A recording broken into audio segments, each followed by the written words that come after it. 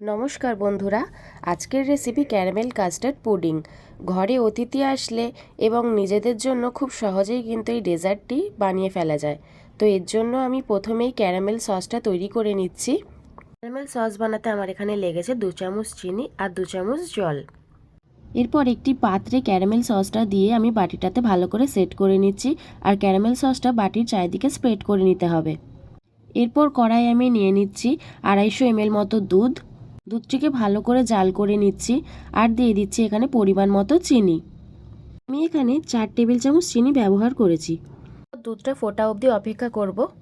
এরপর একটি পাত্রে 2 চামচ কাস্টার্ড পাউডার আর হাফ কাপ জল দিয়ে ভালো করে মিশিয়ে নিচ্ছি, তবে এতে যেন কোনো গুটলি না থাকে।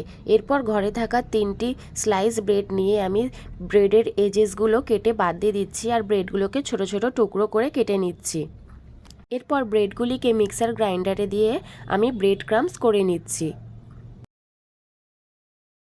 এরপর দুধটি ফুটে এলে গ্যাসের ফ্লেম কমিয়ে কাস্টার্ড পাউডার মিশ্রণটি দুধের সাথে ভালো করে মিশিয়ে নিচ্ছি।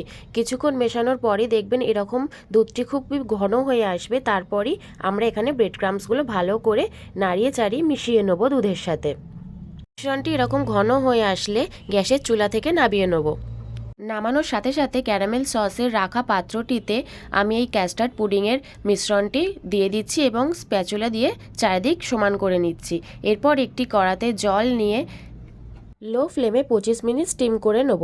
আর 25 মিনিট পর এটাকে আমি 4 থেকে 5 ঘন্টা আমি ফ্রিজে রেখে দিয়েছিলাম, আর তারপরই এরকম পুডিং আমার তৈরি হয়ে গেছে। এরকমভাবে পুডিং বানালে কিন্তু কোনোভাবেই এই রেসিপিটি ফেল হবে না।